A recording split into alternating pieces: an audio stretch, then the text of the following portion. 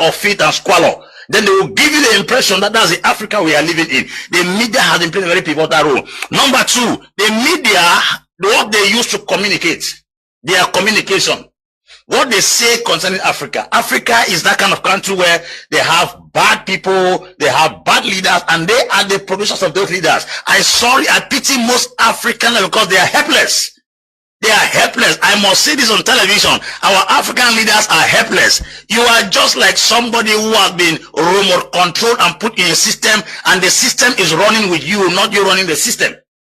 We have presidents whose systems are running them, not them running the systems of the country. Okay, let me come in here, Apostle Nnamdi. Let's talk about how scholarships can be used to push forward the agenda of Nyokori.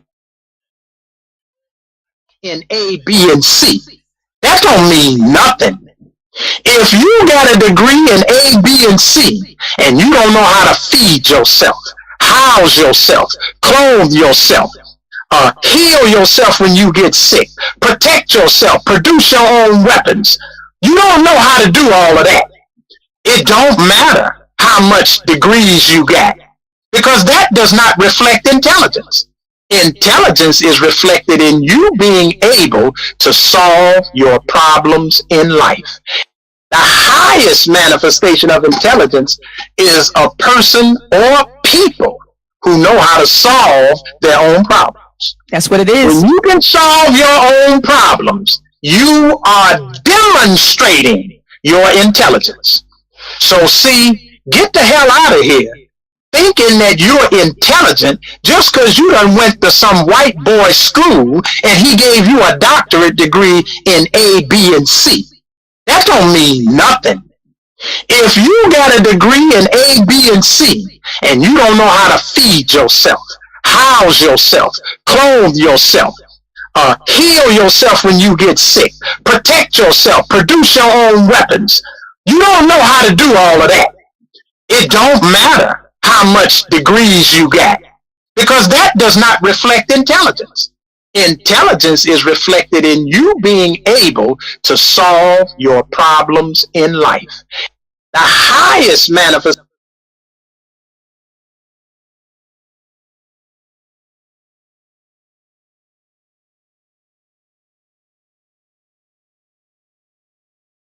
I must say this on television. Our African leaders are helpless. Chukwu na-afụ n'ife afụ na nzuzo. Chukwu mara onye aka ya dị ọcha na onye obi ya dị ọcha. Nwoke si na ya ji ọfọ, nwaanyị si na ya ji ọfọ, mana ọfọ mara onye ji ya. Ụkpaka na-agba n'odo mmiri ọ chụrụ ọzụọ. Gaa n'ogwe omechi ụzọ osi mpịara na azụ nwa igiriga ọgụ nke mmụọ. Ọ gịnị ka m ga-etu gị ka o zuolo gị? Asị m n'oge akara aka eluo ịbụ mmụọ ka mmụọ, ibe ka ibe. Chukwu okike onye obiọma sị m unu binye n'oge akara aka eluo. Mmụọ niile na-ejere ozi asị m unu binye n'oge akara aka eluo. Oke mmụọ, oke mmụọ, oke mmụọ, oke mmụọ, oke mmụọ, oke mmụọ. Mmụọ niile na-ejere ozi asị m unu binye enu, tetenụ n'ụra, tetenụ n'ụra, tetenụ n'ụra, tetenụ n'ụra. Asị m n'ọnwụ unu nwoke bụ nwa eze Chukwu bụ ụzọ mba aka ji ọfọ Igbo ọzọ eme nte eme ime ọsị m nọ ya nọ n'etiti unu taa. Ọsọ unu binye enu n'oge akara aka eluo. Mmụọ nna nna anyị ochie asị m gị binye. Mmụọ na-afụ na ife afụ na nzuzo asị m gị binye. Oke ọfọ ji eje ọgụ asị m unu binye. Ọfọ ndị Igbo niile asị m gị binye. Ọfọ ndị mmiri asị m gị binye. Ọfọ ndị ikuku asị m gị binye. Eze nwaanyị osimiri asị m gị binye. Eze nwaanyị nwanyị na-ebe asị m gị binye. Eze nwaanyị idodi ikwu na-eme asị m gị binye. Eze nwaanyị amambara asị m gị binye. Eze nwaanyị osimiri Njaba asị m gị binye. Eze nwaanyị ala Igbo niile asị m gị binye. Eze nwaanyị ọgba asị m gị binye. Eze nwaanyị anike wawa asị m gị binye. Oke arụsị na n'ike o juru nwaanyị aga anị asị m gị binye n'oge akara aka eluo. Igirigi ọgụ mmụọ. Asị m na gboo dike mbọsị ihe ike mere ọ ga-achọkwa nwa dike. Asị m dododo unu binye unu bịa tara ọjị na chijiri eji efola. Asị m unu binye unu bịa tara ọjị na chijiri eji efola. Nna nna anyị ochie, mmụọ niile nwụrụ anwụ ka anyị dị ndụ. Mmụọ niile nwụrụ anwụ ka ụmụ Igbo dị ndụ. Mmụọ niile nwụrụ anwụ ka Mazi Nnamdi Kanu dị ndụ. Mmụọ niile nwụrụ anwụ ka ụmụ Biafra dị ndụ. Asị m unu binye n'oge akara aka eluo. Asị m na gboo dike mbọsị ihe ike mere ọ ga-achọ nwa dike. Ọ sị na mberede nyiri dike na mberede ka o ji ama nwa dike. Ọ ya ka m ji akpọ unu n'isi ọha ma dike. Ọhamadike bụ Mazi Nnamdi Kanu. Ya bụ Mazi Nnamdi Kanu. Otu mkpụrụ anya ji isi ụgwọ. Otu ọnụ na-ekwuchitere mba niile. Ụkpaka na-agba n'udu mmiri na-agba n'oge nke ya. Asị m unu binye n'isi ya. Nye ogologo ndụ na-arụ isi ike. Napụta ya na Eke, napụta ya na Orie, napụta ya na Afọ, napụta ya na Nkwọ. Asị m na ahịa kara aka anaghị eri nwa ngwụrọ, na ahịa kara aka agaghị eri Mazi Nnamdi Kanu. Asị m unu ga-anapụta Nnamdi Kanu na Eke, napụta ya na Orie, napụta ya na Afọ, napụta ya na Nkwọ. Asị m mee ka ọnụ niile kwụrụ njọ n'isi ya tụgharịa kwụ mma. Ka ọnụ kọrọ ogiri, ọnụ kọrọ ogiri lacha. Chukwu okike abịa ama, onye jiri mmiri siri ike kpọọ aja, were aja siri ike kpọọ mmadụ. Asị m na taata bụ ụbọchị Eke n'ala Igbo. Asị m na Eke ga-eketara Nnamdi Kanu ndụ. Eke ga-eketara ya nwere onwe. Oke ga-eketara ya ndụ. Oke ga-eketara ya Biafra. Oke ga-eketara ya nwere onwe. Oke ga-ekegburu ya ndị iro, kegburu ya ajọ mmadụ na ajọ mmụọ. Asị m na mbọsị ọ ga-apụta Ekwensu ga-anọ n'ụra, ndị ilo ya ga-anọ n'ụra. Ọkwa na ekwe osu. Asị m gịnị bụ Ekwensu? Asị m na mbọsị ọ ga-apụta, ya bụ ndị ilo ga-anọ n'ụra. Ọha bụ ọha nwa bụ Ekwensu. Asị m na ha ncha ga-anọ n'ụra. Na Nnamdi Kanu ga-apụta n'ike na ebube. Nnamdi Kanu ga-apụta n'ike na ebube. Asị m na ọnụ kwụrụ njọ n'isi ya ga-atụgharịkwọ mma.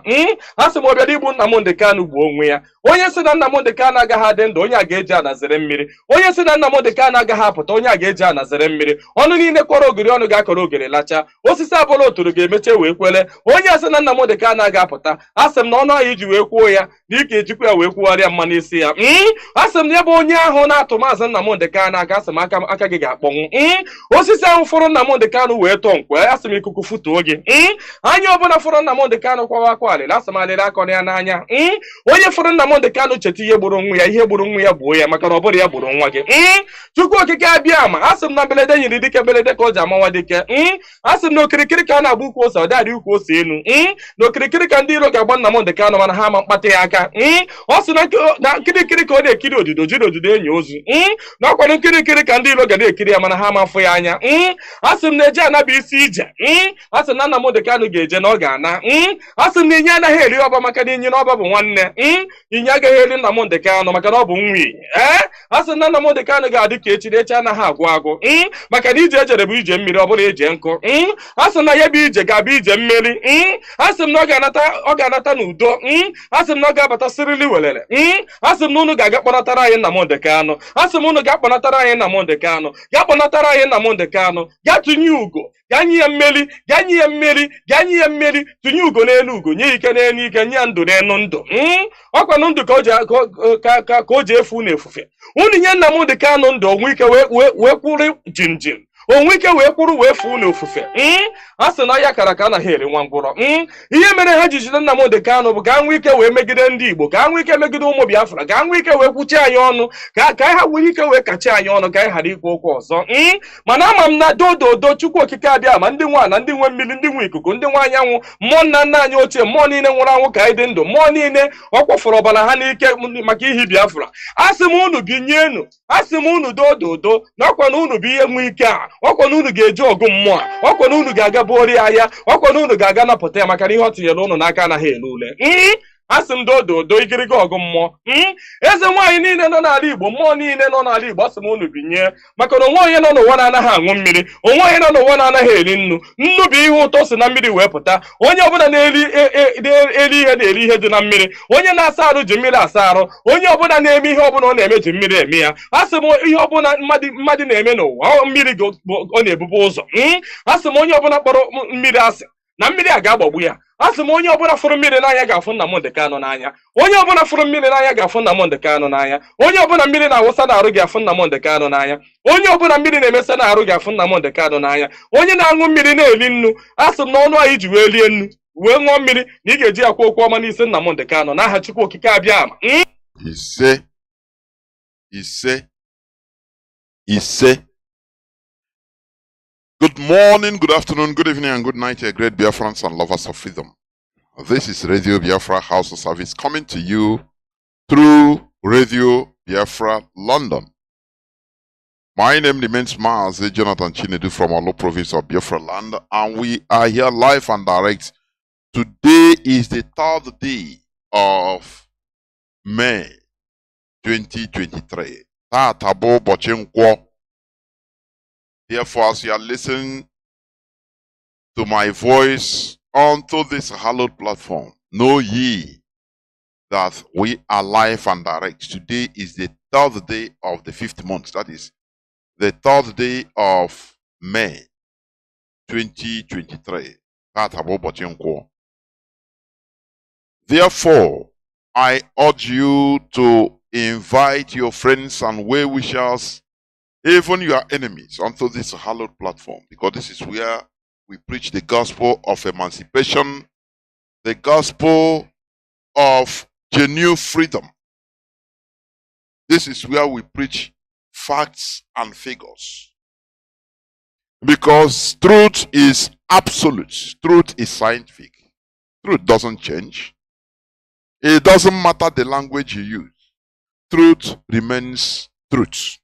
It is practical. What you see is truth.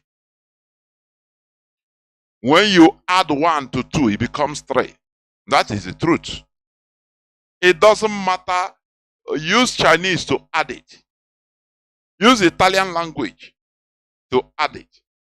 If you want to use Hausa or Fulfude to add 1 plus 2, it gives you the same answer. Therefore, truth is scientific. It is mathematical. QED. That is the truth.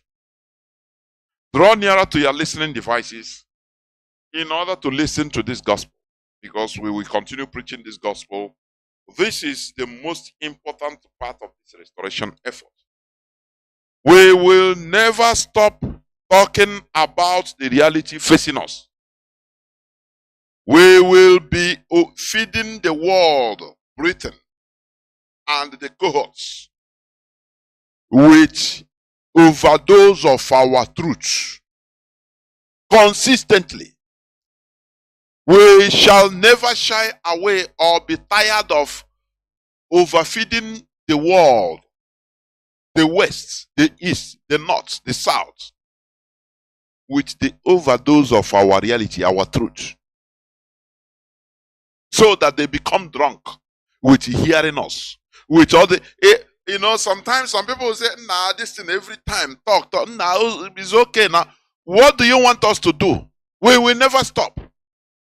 We must continue, you know, overwhelming the world with what we are going through. Because after all, we are human beings. We have the same feeling like every other people. You understand? There was this demolition in Ajao Estate in Lagos, which I put on my timeline, Facebook timeline, how the woman was lamenting, the Igbo woman, that they were not even allowed to take him. I think she said she was either in hospital or somewhere, and she was being called that, oh, they are demolishing your house. And she was videoing it, crying that they were not even able to collect even their document, something as later collecting their document. So I saw one Yoruba Nnamdi. I came to teach us how we should be, you know, civilized, of good character. That we should never, not everything we call it about, we talk about, we put it on ethnicity, tribalism. After all, he started giving example as an intellectual. Let me tell you, do you see, I fear anybody promoting him or herself as an intellectual. I fear them now like a rattlesnake, even more dangerous than rattlesnake. Do you see PhD holder? I'm a PhD holder. I am an intellectual. Once you are promoting yourself in that, before God and man, I see you as lower animal. I become afraid of you because you don't know nothing. That is the worst part of it. When you believe that you can, just as I played the clip I played. Oh, you are an intellectual, you're intelligent because you studied how to read ABC. Now, these are the worst set of, I am saying, when you see people, black people, that say they are intellectuals, most of them are worse than any, because they are spoilers. I have noticed it. I made my observation. The people that bring problems everywhere in our lives are these people. Oh, you know, I'm an intellectual. Now, my eyes, all my nerves will be at alert on you. So this guy, as an intellectual, he, you know, proclaims to be, started teaching us how we should be quiet, we should not be excluded. After all, they demolish other houses, every other place. Build demolish houses during governorship. I say, Mr. Man, stop lecturing us. For peace and unity you are talking about. When Oba of Lagos in 2019, we are openly insulting the Holy Igbos, threatening to throw them into the lagoon if they fail to vote his choice candidate. Did you come to lecture about Oba of Lagos that you should be civilized? This, you know, there is a pattern of activities or actions or thinkings or mindset or psyche I see in Nigeria. When they, you know, when they we be overwhelmingly fighting, ethnically fighting against the Igbos just to take power, every one of them will keep quiet and lose sense of human being. Now, once they get what they want, is that time they'll start teaching us, be quiet, be law-abiding citizens. After all, you know, this. Now, at that time, they will remember peace and unity. Oba of Lagos summoned the Igbo so-called elders, many of them. To their surprise and shame, he insulted, he's still on YouTube. He insulted them. Some people that are older than him, he insulted all of them.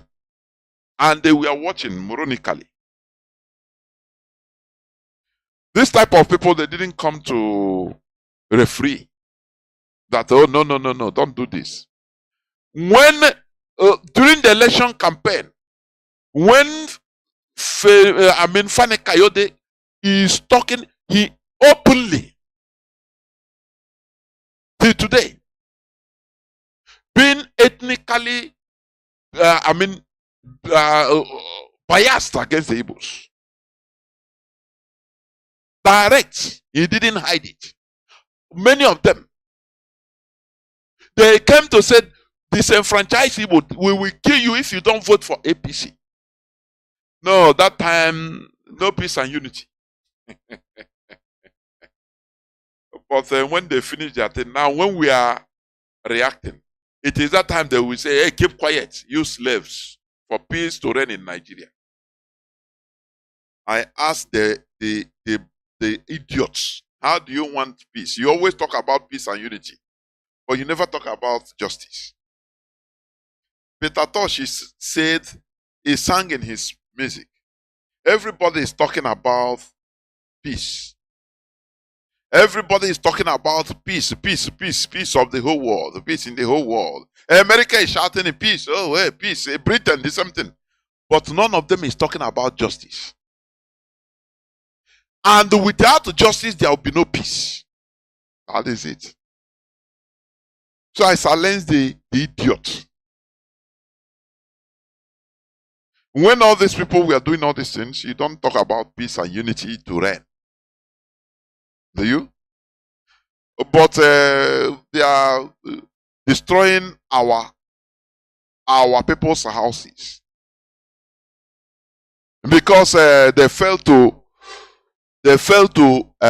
vote for their choice candidates. They voted freely the way they want. Now slaves, they have to suffer for it. That's it. When you talk about peace and unity, I told the idiot, I wrote to the idiots, remove Murtala Mohammed International Airport. Remove it from Lagos. Open Enugu International Airport to be the only international airport. Or Iguacha.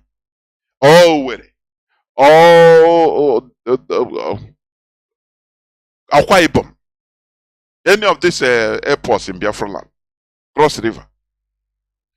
Now, people from Yoruba land, if you are flying from America, you first of all fly and land in Enugu.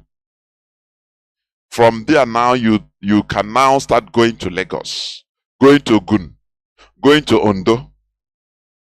Remove the seaports. Lagos is the smallest state in Nigeria by land mass. I say the tiniest. But they have two or three seaports. Do you understand? Remove all these things, close all these seaports in Lagos. Now, monopolize it. Give it to One Airport or Onisha, seaport. Open the seaport in Onisha, in One Iguacha, in Calabar, in Warri, only. So that when people, Lagosians, Yoruba people will be bringing containers or sending out their goods through the sea, they will come to Biafra land to do it. They will travel, carry containers to go back.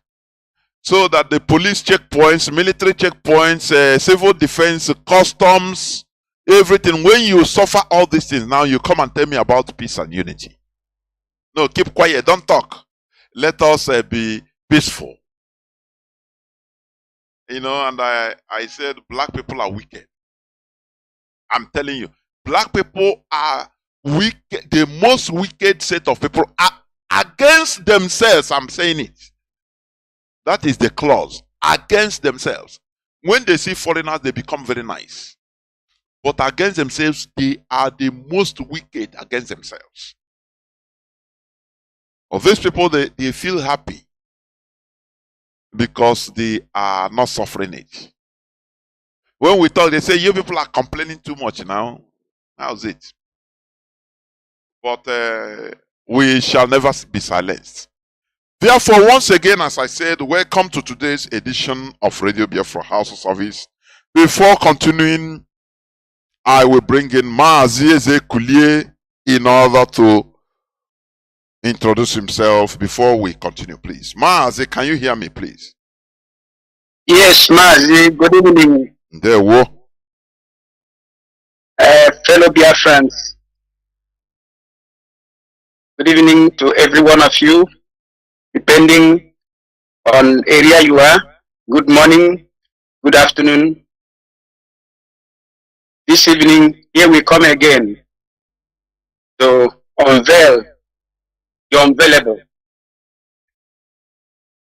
So let us know exactly where we are coming from, what really happened to us, because something happened to us, something very strange happened to us.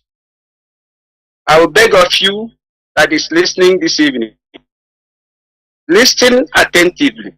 Forget about my grammar, because I don't speak formally. I speak informally, because I attended informal education. And that is what keeps me going today. Because when you go formal, it is like you are caged. But when you go informal, you are not caged. Your sky is your limit. That is why sky is my limit. Because there is every other thing, history that is in my disposal. Something you never know.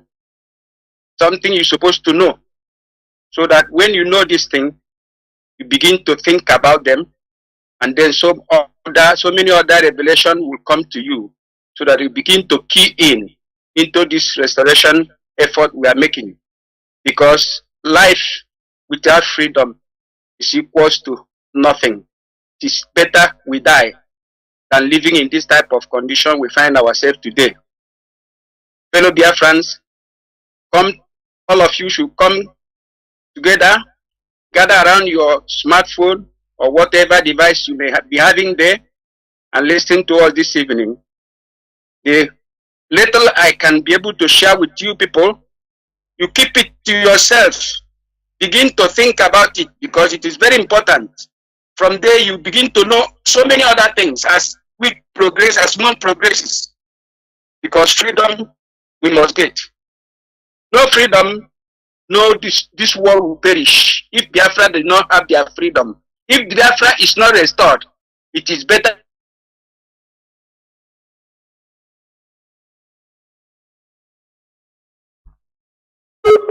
the world.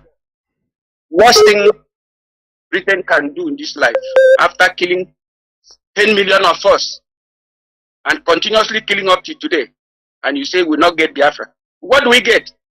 Confusion? It's not possible. Mazi, I raise my case here till further notice. Thank you. They war. Do not fail to understand that we are live and direct. Today is the 3rd day of May 2023. I'm here with one of our veterans, Mazi Ezekulie, on this hallowed platform. We must continue until victory is achieved. That is the reality. It is either freedom or freedom or freedom. There is no other option.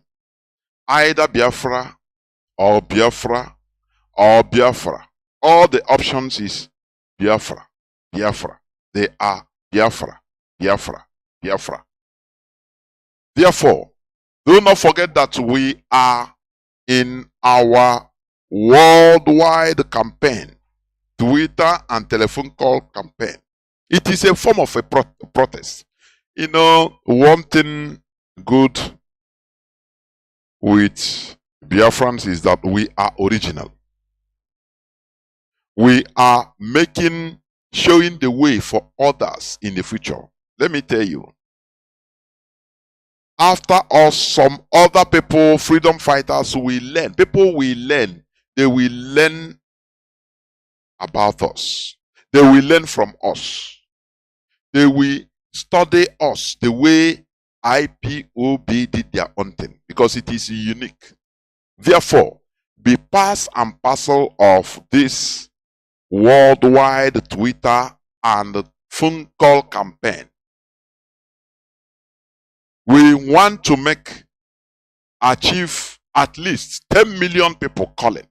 10 million calling different international bodies, countries, groups as stipulated. USA, China, Russia, or Britain, United Nations, African Union. So when they receive millions of calls a day, the same thing, the same requests, the same people, Twitter, what do you think? What type of protest that is more than that? You know, when you say no, the leadership should do this, that, you always push everything to the leadership. Ask yourself, what can I do for my country, Biafra? This is one of the things you can do. One of the things you, as an individual, can participate and lend your effort. It is a protest. So please, do not forget that we are on this worldwide phone call and Twitter campaign. It is bearing fruits, please. We must make our voice heard. As I said earlier, we will never stop talking about the reality facing us, what we are passing through. We will saturate the world with overdose of our truth. That is what I said. So that if they are sleeping, they are hearing Biafra. If they are walking, they are hearing Biafra. If they are running, they are hearing Biafra. Inside aircraft, it is Biafra. They are swimming, it is Biafra. Anywhere they are hearing Biafra. They will say, my goodness me, what is happening? What is... People that are supposed to act will now pick interest, say, what is happening? Anywhere, I don't want to see these people again, but they keep on coming. They keep on calling. They keep on preaching. What is happening? They must be forced in order to react to our situation. The Nigerian government is spending a lot of money, mostly from our Biafra land, gotten from Biafra land, in order to fight us, to make sure that they sweep everything that we are suffering under the carpet with the help, tacit and direct help of Britain. Direct support, direct. Britain is, helping them in order to lay out plans to silence us, to make us behave as if nothing happened to us. But lo and behold, we are a people you can never tame. You understand? They can never tame us. Therefore, we must continue. Let me start by reading just some news headlines, please, before we go to Mazi. There is this news that made the headline that struck my eye. 2nd of May 2023 news. Do you know what it is in Uganda? Bodyguard shots dead Ugandan top politician over months of unpaid salary. I want to bring out something here so that, a bodyguard of a politician in Uganda shot and killed his boss because he never paid months of unpaid salary. Now, let me read it a bit. The Ugandan State Minister for Labor, Employment and Industrial Relations, retired Colonel Charles Okelo Ngola, has been shot dead on Tuesday morning by one of his bodyguards, Wilson Sabiti, at his home in Kampala, the country's capital, and East Africa has reported. The East African has reported. You understand me? Now, this was revealed by police spokesperson Fred Enanga, who maintained that another minister's at the camp, Ronaldo team, also sustained several injuries and was rushed to Mulango Hospital for treatment. Okay. He, Angola, I think was shot, that is the minister, at his residence in Kianja by one of his bodyguards who allegedly fired several shots at close range. He fled from the scene up to the trading center at Kianji Ring Road, where he entered a saloon and also shot himself dead, the police said. Okay? I want to go further. There is something I want to bring out there. As police started their inquiries into the incident, security personnel cordoned off the crime scene. Okay. Prior to turning the gun on himself, the bodyguard allegedly complained that the murdered minister owed him several months' worth of unpaid wages. That is the cause. His direct bodyguard owed him several months' worth of unpaid wages. This occurred as he fired warning shots into the air to alert residents of Kianji town. The guard said that Ugandan shilling, 4 million Ugandan shilling, about $1,000, has not been paid. The eyewitness reported that the man claimed his wife was pregnant and that although the minister's children were attending school, his own children were not. This is what I want to bring out. I used to say that the psyche of our people, Nigerians, have been destroyed. Have you ever had maybe a bodyguard, a military or police bodyguard or any force of all these politicians, Nigerian politicians, turn around to kill them? No. Because of the evil they are committing, they are owing people, unpaid, most of unpaid salaries. I remember there was one time, I think last month or two, Nigerian police said that they will start fasting and praying for unpaid salaries, or months of unpaid salaries. Police, Nigerian police. They will start to fast. They will start to declare fasting and praying. 30 days of fasting and praying. You see that in Nigeria is another thing altogether in this world. If it's in Nigeria, instead of this bodyguard, as he killed his Oga, yes, he killed himself. But this thing will send the shock wave to the politicians. This thing will make politicians, they will stop, they will no more owe at least their bodyguards. They will no more owe people around them.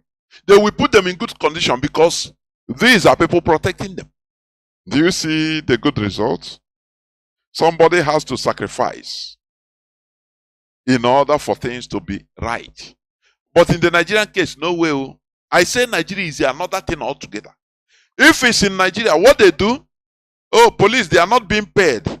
They know the people that are owing them. The military, they know. You see, they have been complaining on social media. I mean Nigeria military, Nigeria army, Nigeria soldiers. They have been openly complaining about unpaid salaries, how they are being given bad weapons to face the terrorists, Fulani terrorists and Boko Haram and all of them. They are being slaughtered every day. They cry, lamentation, always crying. But they have weapon. Instead of turning it against those that they know that are causing all these things. You know what they do? Nigerian own case. You know, if this bodyguard is a Nigerian, you know what they would have done? He will carry gun, come out on the streets, follow, they gather themselves, bodyguards. They say, oh boy, as our organ no pay us, let us go and maltreat our citizens, bloody civilians, so that we collect their money. That is Nigeria. That is the solution. People that have gun, Nigerian police, Nigerian military, they are being maltreated by the politicians. Instead of turning their gun against those politicians, killing them, because they have access to it. No, they will go on the street and start maltreating miserable people that are suffering like them. Sometimes I wonder. I don't know, Mazi, do you have anything to say before I continue, please? It's very absurd. You can see the mentality of Nigeria and that of other African countries. You see, Nigerians are living in illusion and delusion, in grandeur, so to say. Average Nigeria can never do such a thing. Average Nigerian police or whatever you call them can never, because already he is a Christian. He practices the hopeless religion. You don't even know what is made up of. And thou shalt not kill, thou shalt not do, thou. And the man would thou. And instead of being realistic to himself, he will begin to do so many terrible things along the line to make money. But the person who is causing him this trouble, he cannot say anything to him. He cannot do anything to him. So, Nigeria is an British experiment. So that guy, what he did, after all, if you read the Bible for real, go to Old Testament and read it very well, you can see even Saul killed himself. Saul put the what do you call it? The sword, the spear. The sword, the spear, and then fall on it, and he killed himself and died. These are men. They die with dignity. But the Nigerian, the pastor, instead we go and start maltreating people that are more miserable than him. People that are more miserable than him, you go and begin to maltreat them and collect their money and do everything. Don't you know I'm a soldier, I'm a police, I'm guiding a senior army officer and that, and then he will just be, I mean, Mazi, let us be talking about Biafra, because that is where we should be hanging our hope. Of we course. need to get Biafra. Of course. Yes. We need to get it. Of course. So there is problem, honestly. You know, this is just in the mentality. It's the psyche. Oh, little by little, Britain started creating. He first of all created an artificial a space, and now started recreating people in that space to their liking. is something that is unbelievable. Britain, he came from far away place. He created, he joined the people that are supposed to be unjoinable. You are Nigerians. He named them nigger Aryans. People that dwell in the black area.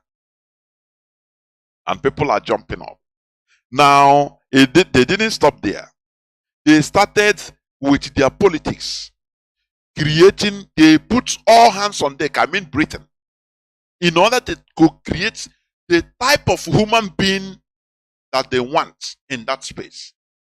And that is what you are seeing today as Nigerians. We are everything, something serious, Nigerians will laugh over it.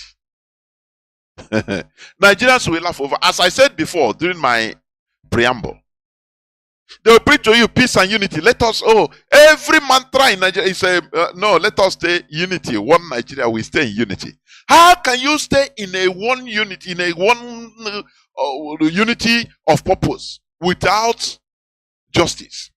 Without addressing anything about justice? No, let us move on. Every time we continue moving on, Nigeria will move on. Where are you moving to? To Abyss? Mazi, Go on. let me comment a little bit. You know, what Britain did was like a man who went inside a forest and then saw different strange eggs, different strange eggs, and gather all these strange eggs, look for a very big basket, put these eggs there, and then cover them, stay one side, and look at how the egg are hatching. At the end, what come up of this particular strange egg is python, crocodile, alligator, viper, all the dangerous reptiles, all of them hatched. As they grow, this same man never find it necessary to identify all these animals, all these reptiles, and begin to separate them. He allowed them to grow big inside the very particular basket and begin to kill themselves. And now they have grown and begin to eat themselves. It becomes very difficult for this man to separate them, because if he put hand there, they will eat him raw. So he just allowed them to be eating themselves. This is Nigeria for you. Britain did a very wicked work. In fact, I can quietly describe Britain as the Satan. If there is anything called Satan, Britain, Anglo-Saxon, is the Satan. I must be honest with you, because I have checked them in and out, everywhere they find themselves. Look at China, poor China in the yesteryears. Britain was carrying drug. This drug baron you hear today, drug, carrying drug pusher. Britain was pushing drug inside China and using drug to destroy the Chinese. China began to consume drug in a very large quantity. The street is filled with prostitutes, drug addicts everywhere. I mean, what type of... Mazi, you know, like what you said now, before you continue.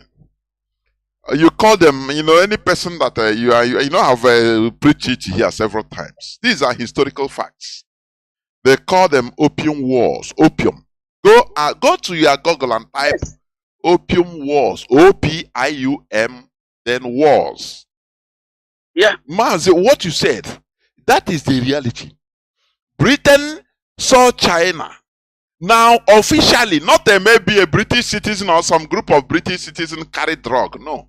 They want to destroy China complete. They turn them into drug addicts. Do you know what? They started officially using British government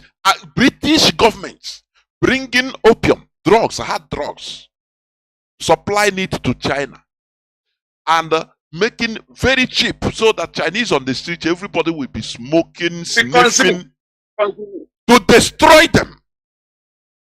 You know, Mazi, that is why when you study history, this thing started war. They have the first Opium War. They have the second Opium War. The first Opium War was 1839 to 1842 between China and the United Kingdom. These people that I'm an Anglican. Oh, they brought Jesus. So sometimes I say people are perishing because of lack of knowledge. People that can bring, imagine, Mazi, because the way we say it sometimes is oversimplified. Imagine you have a visitor in your house and you have children in your house. You have maybe boys and girls in your house. Now you brought in this maybe a friend of yours. Let me put not even a stranger, a friend of yours. Living in your house, to be in your house is not paying, is not doing any, paying nothing. If you go to work, bring maybe Igbo, start teaching the children how to smoke Igbo. I ask listeners, as a father, as a mother, if you later find out, any day you find out, when you come, your children, when you tell them, or when you come, they will be looking you one kind of eye. Even people that are afraid of you, that when you talk, they run. Now they want to slap you. How will you feel? This is exactly what Britain want. They tried to destroy China. The Chinese king that time, he put up a protest. Say no. They wrote the British government, say stop what you are doing. You are destroying our people.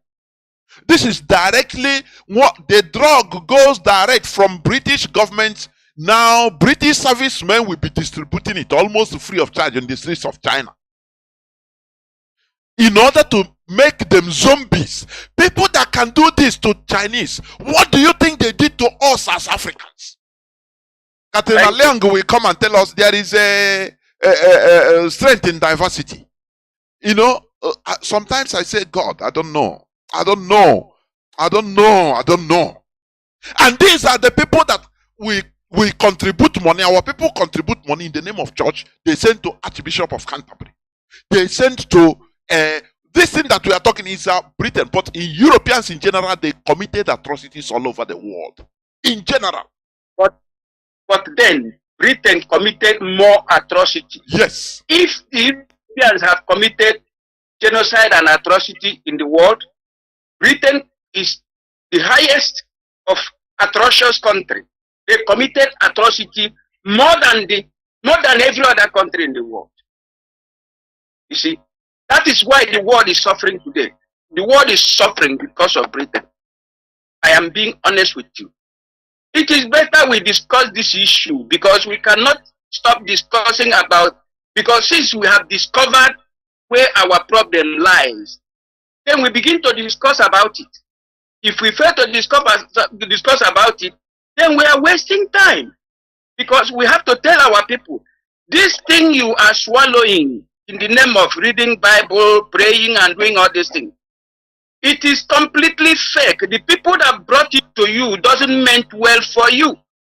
Because if they meant well for you, why are they not practicing the scripture in their own place? Why are they into criminality? Do you know that it is the money stolen from Nigeria that was used in developing Hong Kong? Mazi, do you know that? The money stolen from Nigeria is the money that Chris Patton used in developing Hong Kong. I don't know if you know this. Yeah, what go on. They stole money from Nigeria and invested it in Hong Kong. Really? And some of this is Taiwan area. I'm telling you, these people you see, they did so many evil in the world. You remember 1975/79, let me be precise, around 77, there was this Commonwealth game in Brisbane, Australia. Obasanjo was then head of state. Obasanjo was with himself then. Obasanjo called for the boycott of Commonwealth Games in Brisbane over what Britain did to the Aboriginals. And that Commonwealth Game was boycotted. This Obasanjo, you see. Obasanjo called for boycott of Commonwealth Game in Brisbane. Go and Google it. This Obasanjo. For the atrocity committed against the Aborigines. So Obasanjo also have this history. I wonder why Obasanjo, after knowing all these things, Obasanjo would turn again to watch his own people, the Hausas, the Fulanis, the Igbos, being destroyed indirectly by Britain. Because all this fight, all this war you see that is going on in Nigeria from 1966 January till today, it is the handwork of Britain. They have never let Nigeria go. They never give us independence. They are manipulating and manipulating. The important thing for them is the end justifies the means. That's all. Let them kill themselves. Can you imagine that Abubakar Tafawa Balewa is a Muslim? Ahmadu Bello is a Muslim. But yet, Britain gave them Knight of British Empire. Britain knighted these two men. That's why they have this name, Sa. This addition, yes. Sa Tafawa Balewa in their name. And that day they were knighted was the day they initiated them. But these people, because they rejected the religion of Britain, they were so stubborn not to adhere to British instruction how to do in Nigeria, and they were assassinated, all of them. So we are dealing with a very old serpent. What is going on today in Igbo land? They have their hand there. There is no single, look at this Iwanyang of a person. He's an agent of Satan. He's working for them. Iwanyang is the one that initiated Ibubago. He initiated Ibubago with the David Umai. Anambra was not consulted, but they initiated it in order to put it together to wage against Eastern Security Network. But let me not go far there, because I will talk about it later. But to show you what is going on today in Igbo land, the insecurity we have today in Igbo land is caused by Britain. Not even by, because their stooge is everywhere. They know everything that is going on in Igbo land. They know everything. Just to make sure they distort us, they bring us back for us not to grow, for us. Imagine Obasanjo spending whole 8 years without giving electricity. Instead, he promoted corruption. Instead, he promoted kidnapping. Who are behind it, all these things? Mazi, let us continue. Of course.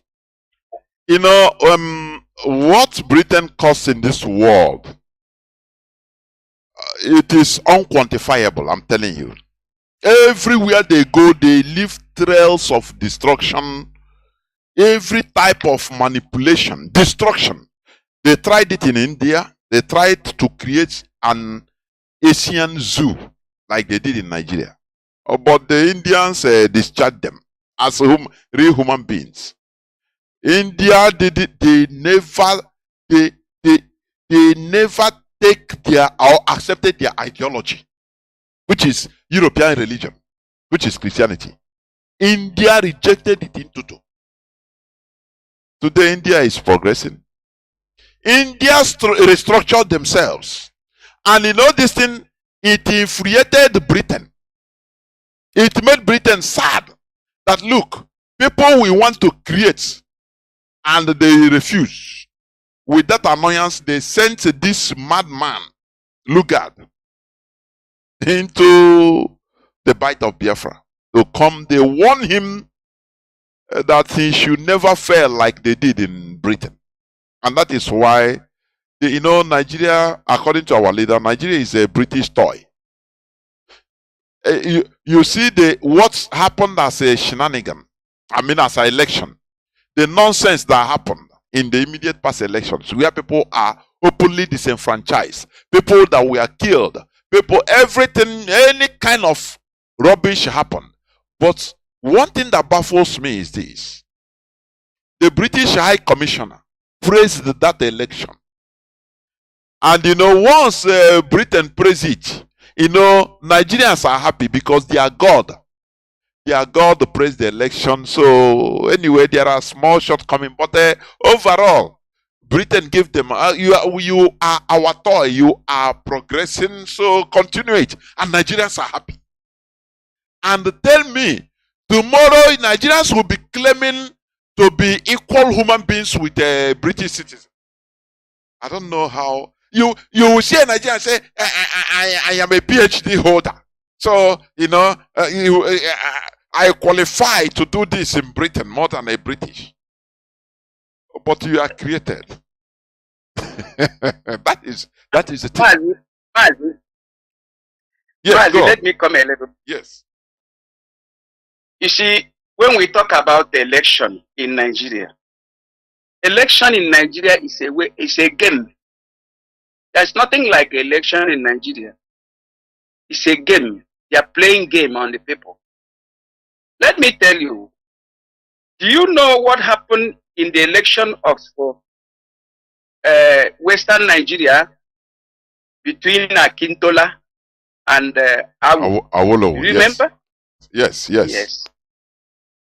There was a book I acquired. Somebody I used to discuss politics with. He came one day in my house and gave me this book. He said, since you like to discuss politics in this way, why don't you read this book? I look at that book. It was written by Ojako. It is called 13 Years of Military Rule. My goodness me. I opened this book. Wow! All that I needed to know about 1966, in fact from 1960, all the event, the name of political party, who did what happened, everything was written in that particular book. This election issue, rigging of elections, started in fact it started 1959, of course. We are told by Harold Smith, who said if he can give this interview and died, he has done the best he can do to Nigerians. That Britain rigged the first election. So subsequently, every election is rigged. That of the Akintola, do you know that Akintola, in order to defeat Awo, he abandoned action group and formed a party that is called, I think, NDP. Yes. NDP. New Nigerian Democratic Party, NDP. Yes. And then united with the Northern People Congress. You understand me? There is a kind of aligning himself with Northern People Congress. And then the Northern People Congress now help him out to rig election. But mind you, that same North you are seeing there, the North doesn't want to interfere in anything about South. It was Britain in proxy was doing that thing. There was a man, the last ambassador, the last British, what do you call him? British Governor General. I've forgotten the name, but I wrote the name somewhere. He never went back to Britain after independence. He stayed back in Nigeria. So he was the one behind that very trouble at Ibadan. And then at the end of the day, there was this riot thing and there was this problem and after that thing, at the end of the day, the military was instigated to go and begin to overthrow and killing and every other thing. And then the war started, everything was turned upside down. Same handwork of Britain. They never meant well for us.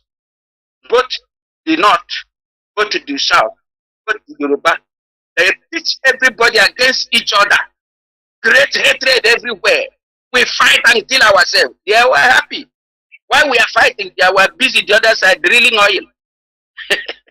They were busy at Port Harcourt drilling oil. So we are dealing with the worst enemy of the creator. Britain is the worst. If there is that falling angel, they are. Because go and read their history also. They were the people that invented hand grenades. They never traded for one day. They were the people that invented the sea pirate. Sea pirate. That thing you hear, sea pirate. They went inside the sea. When you go and buy and struggle everywhere and come back, you want to pass, they throw hand grenade inside that place, kill everybody, steal every goose, and move away. That is what they were doing when they were in Saxon. It is like they were chased away from Saxon, from the history I read. Because each time they go inside that goggle you see there, remove certain things. When you go to look back for it, look again for it, you can't see it again. Mazi, with all this, let me ask this question. You Yes. know, like in, let me put it in this way. Yes, you know, can you now be a powerful country without committing crimes? You know, in one way or the other. You know, many times we talk about, oh, be good, be good. What you call about goodness can mean, or what you call evil can mean good to other people. You know, so because this is what I'm trying to bring out something now, so that our people will start understanding. Britain committed all these atrocities. You know, there is no powerful country that never committed atrocities. But when you come, they will use religion to ban you, tell you good, evil, be nice. Are countries really nice? Powerful countries, are they really nice?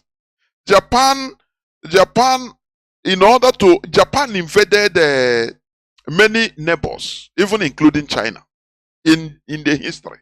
It was powerful. Because you know, as a living thing, once you are growing powerful, you must expand. You must try to, what makes you powerful is your ability to destroy others. Because without it, you cannot feel that you are powerful. There is no way to test whether you are powerful or not. So you see that all these things will make me confirm what they talk about religion as the opium of the masses. What they use to control the masses. Because when you see governments, there is nothing like evil or good in any government setting or government political setting in order to be powerful, because they can do anything. Anything is good. It doesn't matter how evil. After all, what is this man's name? The Prime Minister of Britain, United Kingdom that time, during the Biafra war, he said, the dead body, millions of Biafran dead children, heroism will never force Britain to change their policy towards Biafra. So, but these are the people that they will tell you, they'll come, when you come to religion, they brought good religion, be nice, worship God, do good, do evil. So, sometimes this thing becomes confusing. And you see that evil, what you call evil, is something that is good for other people, for them to grow, for them to be more powerful. America threw 2 atomic bombs in Japan. Bomb that killed the children, pregnant women, human beings, slaughtered, like melted human beings, vaporized human beings into thin air. But these are the people that are the moral, guardians of the world. They come to you, tell you how you should be good. No, don't make noise, be good, respect human rights, respect, But they committed the crimes. They committed atrocities everywhere. They used what do you call it? Not napalm bomb to bomb the Viet Congs. The yellow, orange, Agent Orange. Yes. Bomb that contains nerve agents, Agent Orange. that is prohibited is a chemical weapon. In Vietnam War, America did. But these are people now that will come, they will start preaching to no. They are the moral standard of every one of us. No, don't do this. And I start seeing that, look, what you might call evil, it might not really be really evil, it will be something good. Because without that bomb, America might not have won the war. You see it. Without sabotaging one thing or the other. They build the nuclear, they build biological weapons. They tested it on human beings. People, they make people suffer secretly. They made the human beings to suffer. But they are building a country. So, it made me to remember what you said last time. You said, na abụrụ na anyị nwa in this struggle, enwebedi ike inye obi bụrụ nshi n'ọnụ bụ mmadụ n'ihu na anyị ebidobere. So, this is what I want to do. Please, go on, please. Yes, Mazi, you see, in the course of my informal way of educating myself, because I call it informal, and it helped me a lot. I come across this book called Machiavellian, Italian prince. I don't know if you have set your eye on this book before. Niccolo Vellian. The end justifies the means. Niccolo Vellani.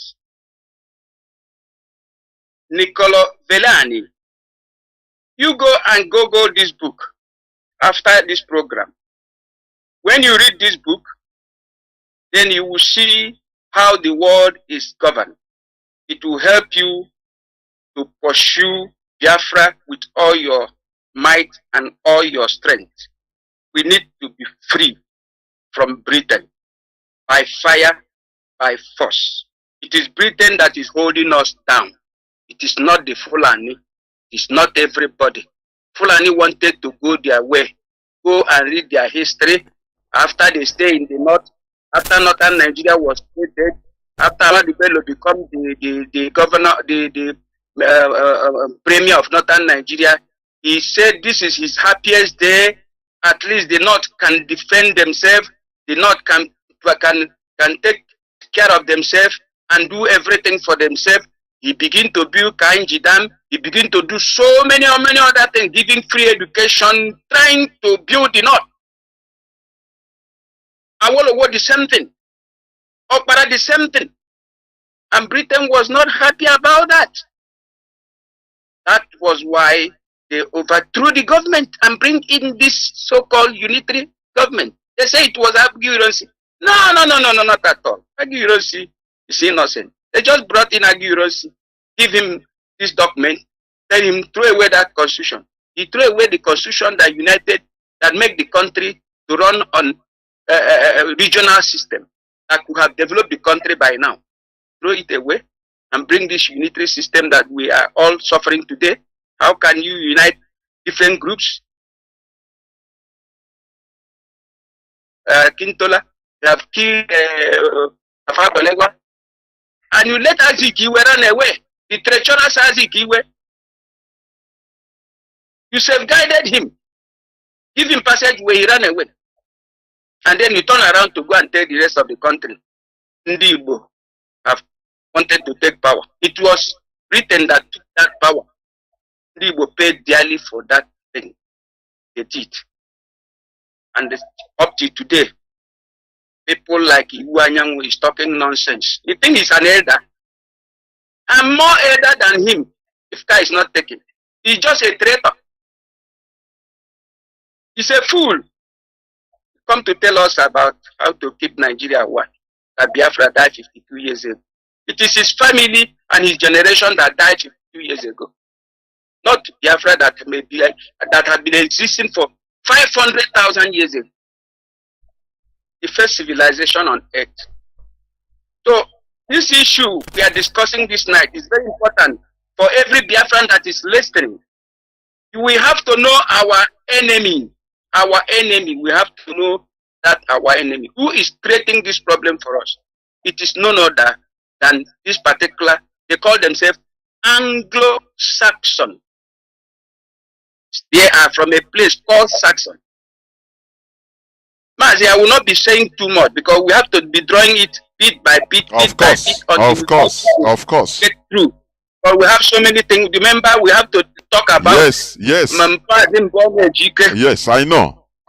I'm coming. We are coming methodically. You know, Okay. One thing again,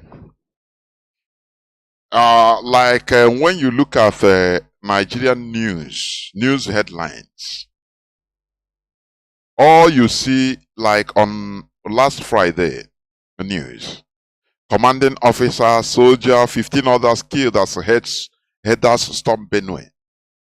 Again, you know, Fulani headsmen. Everywhere they are killing indigenous people. Everywhere. In the north, in the west, in the south, with impunity. But Nigerians are not able to, you know, isolate the Fulani and treat them. You know, let me tell you, what happened in Mali, which also is affecting, that is the reason why Asorok, the impostor, Nigerian government made a policy of assimilating, removing the whole Fulani in Mali and bringing them, stationing them in Nigeria. That is it. This is not something secret. Because why? Because the Malians, the indigenous people in Mali, the Bambaras, the Dogons, they were able to identify the main source of their problems. And what happened was this.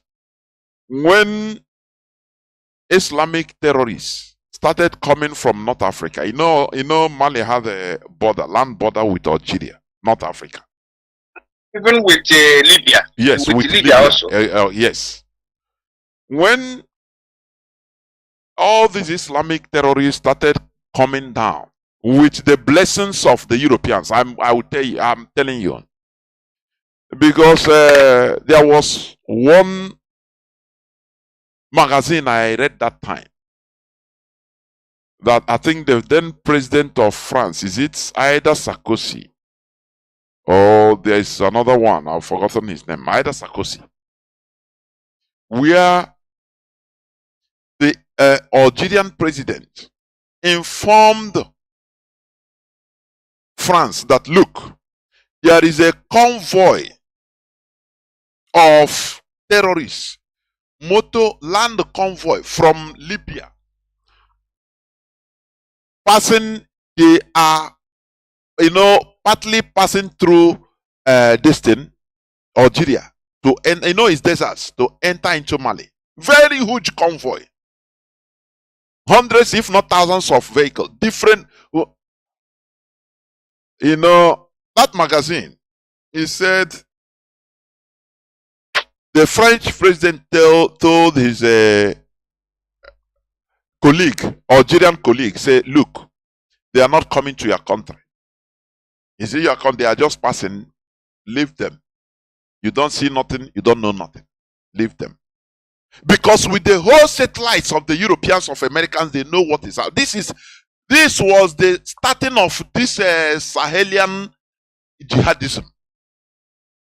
Mazi, let me yes, I'm coming. Let me just finish this story. What I'm telling you, okay. I read it in a magazine, a very magazine. Many of our people don't even read book or magazine any longer. Just everything. Not everything you can see like this, even in the internet. No, there are things. There are books. You need to buy them and read. Now, as a hard copy. Now, after this, the problem started in Mali. Do you remember they went to Timbuktu? These terrorists, they destroyed the historical artifacts of black of Africa. UNESCO World Heritage. UNESCO World Heritage. Yes, certainly. Mazi, you know, I don't know. Black people, we don't think, we don't reason, we don't see. No.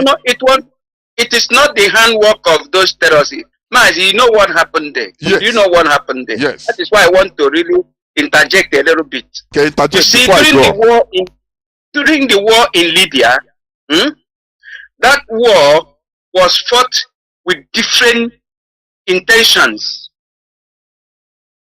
France and Britain was arming some terrorist organizations. They were using this double propeller helicopter, dropping weapons in so many areas in the villages. Some of them, they said they are arming the villages against the Gaddafi army. It was all lies. They were the people who were arming these terrorists. At the end of the day, they now tell the terrorists to move. These terrorists, some of them dropped in Mali, some of them entered towards Chad and Niger Republic, and some of them entered into Nigeria. You remember when Buhari was interviewed about these terrorists, they say yes, it was during the war in Libya, the terrorists now the terrorists now entered from Libya. Buhari made such a statement some time ago. So it is well organized something. The terrorists, those people you call herdsmen, are not herdsmen. These are killers brought in by the Britain to make sure that indigenous people are killed gradually, extensively, not intensively. So it is their handwork. They know about what they are doing. They know all these things. They know about the issue of Timbuktu. You know, they were the people that destroyed Timbuktu. I don't know when Mansa Musa was the richest man in Africa, when the whole world was going to Timbuktu. It's a very long time story, a very long time ago, some thousands of years ago, when Europeans were living in cave. So Timbuktu was world market. So the Europeans that came to buy something then connive among themselves and destroy that place. So the richest man you used to hear is the Fulanis. The Fulani in particular were those people who were settling in Timbuktu. So when they were destroyed, they dispersed all over West Africa country and begin to do the nomadic something. They have no place to, they don't have a home. That is why they are now telling them, you cannot go to Nigeria and take it as home. That is why the situation we find ourselves, if we don't do anything about it, we will lose our ancestral land. Of course. We don't know. And at the end of the day, let me tell you something. Some 4 years ago, I was watching on television. I saw where France was showcasing Fulani boys, Fulani little kids. There is a school built for them, a very fantastic school. They are all studying. There's another set of people grooming to live in that particular country. I'm just telling you fact. They are hidden somewhere, you never know. All this money you see they are gathering, they are using it to be training their children that we inhabit this particular territory. All this killing that you see that is going on, it's not by mistake. You can remember that sometime a plane will go and drop bomb in IDP camp. What do you think? It is a mistake? It is not a mistake. To make sure that those people are destroyed. Because once they can kill those people, they cannot go back to their ancestral home. And those areas have been taken away from them. It is a gradual process. But we will resist them. Let them give us Biafra, our very country that have been existing before them. And then they can do anything with other places. But if they say they will kill us and take our land, we will die with them. They will not exist, we will not exist. That will be the end of this war. So every Biafran that is listening, it is not a joke. If you don't want to be a member of this struggle, you better go and face that your business. Stop talking about struggle of Biafra being a nation. Biafra must be a nation. They must allow us to govern ourselves, just that like the way they are governing themselves, determining for themselves. they'd have to allow us. If they say they will not allow us, using people like Iguanyangu, using people like Charlatan called himself, because as far as I'm concerned, that guy, I never liked him for one day since I began to see him some years when he came back from God knows where to come and begin to contest election and all that thing he was doing there. I never liked him because I know he's not an honest man. He's not an honest man. He's not an honest man. And nobody knows him until Ojukwu bring him out to come and showcase him. So all these people they are using are very corrupt men, very, very corrupt men, documented criminals. They have their history. Anytime they want to blackmail them, they go and dip hand into one of the documents and blackmail them straight away. Because they cannot, just look at the way they are blackmailing Tinubu. Tinubu is a drug dealer. They want it more so that Tinubu can be controlled properly. His government will be controlled. That is why they are bringing all this issue. Don't you see the British Prime Minister say, we are looking forward to work with Tinubu. Why they are bringing the blackmailing information? They just want to use it to cage him. So we will have to expect the worst. That is why we have to concentrate in pursuing for Biafra freedom. Nothing more, nothing less. Let Tinubu become president of Nigeria. That is their own cup of tea. It doesn't concern us. Let us concentrate on how to have our country so that we can govern ourselves properly as a civilized, as a decent man, not as a stupid people. That is what I want to contribute a little bit based on what you are saying. Continue, Mazi. Of course. So what I was saying is this. These people, because when you look at world politics, it is very deep. They have the dirty side of, very dirty. I say as dirty as something you cannot even imagine. That is the world politics. And many of the times is the more you look, the less you see. What you are being told in the televisions is not, is what they want you to hear to control you. These people, now they are coming to do eye service. Oh, they are the people that shout, oh, they are fighting terrorism, but they are the people sponsoring it secretly. They are the people sponsoring it. They are the people completely sponsoring it. That is why it's the work of their intelligence services. That's why they have just like when in 1969, when Soviet Union invaded Afghanistan, what happened? America went into action. The CIA went into action because it was a Cold War. So they have to stop the Soviets. They have to arm these people. They look at America looked away. Yes. And the Taliban. Yes, America looked away to galvanize people to fight, to face Russia, to fight Russia. They said the only thing that can easily galvanize them is using Islamic jihadism. That is the origin of the modern day mujahideen. Yes, mujahideen. Now they started America. They went and printed the tracts of the teachings of one radical Muslim, Islamic teacher of 18th century. They started, promoting it. You people have to fight against infidels. When they want to use religion, they use religion, and people will not know that they are being used. That is why when Mazi, you see, when you are genuinely in this fight, you must grow above religion. Mazi, I'm telling you, if you know what you are saying, say any person that is in the leadership position in IPOB that never grow above, be it Hindu, be it anything, you must grow above religion. He must not have any influence on you. Because you see all these actors, world actors, religion is nothing. It's just a weapon.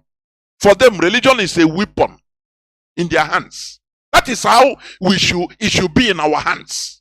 That is how we should view it. A weapon, nothing more. So America, this modern Osama bin Laden, America trained him. They trained them. They sponsored them. They started galvanizing Arabs and other Muslims from all over the world. Wahhabi. They started teaching them, the Muhammad al-Wahhabi. His teachings of 18th century. He's a very radical Puritanican Islam. So they putting it on record, on CDs that time, on record, is it gramophone, and sending it to galvanizing people, encouraging people to come from all over the world, gather in Afghanistan. They call them the Mujahideen. That is, from that place you hear the name of Asari Dokubo, Asari Mujahid. You're a fighter for Islam. Yes, Mujahid. Yes. Fighter for Islam. You understand? Yeah. So America did all these things only for them. They want to use a small devil to fight the bigger devil. They are the people that rose the modern day Islamic consciousness, Islamism, in the whole world. And they succeeded in driving away Soviet Union. Of course. About the collapse of Soviet Union. Of course. But what happened after now? When you arm demons, what are you expecting? When they finish fighting the Soviets, no other enemy to fight. They say, okay, they turned around and say, after all, America is one of the is an infidel country. So what is it? Yes. They turn against them. Everybody. And the result is a sudden destruction of World Trade Center. Exactly. Do you see how things work? When you that is it. So when you look at religion is just a tool, a weapon. Come now, use it. These politicians, why they allow religious fanaticism in Nigeria, both Islam and the Christianity, is to use it for their own campaign to control the crowd, nothing more. Nothing more. It's a weapon in their hands. It's a weapon. That is why, no opposed of them being a killer. He went to Assumpta Cathedral and started praying and kneel down with white people. Hey, now hey, no, that is saying that control. It controls the people. That is it. That is the only thing. In Islam, they will go to Friday prayer, and now they tell people, look, you have to vote for a Muslim, not an infidel. And the politicians, they love it. They pass their message in order to control the crowd with that religious emotion. Nothing more.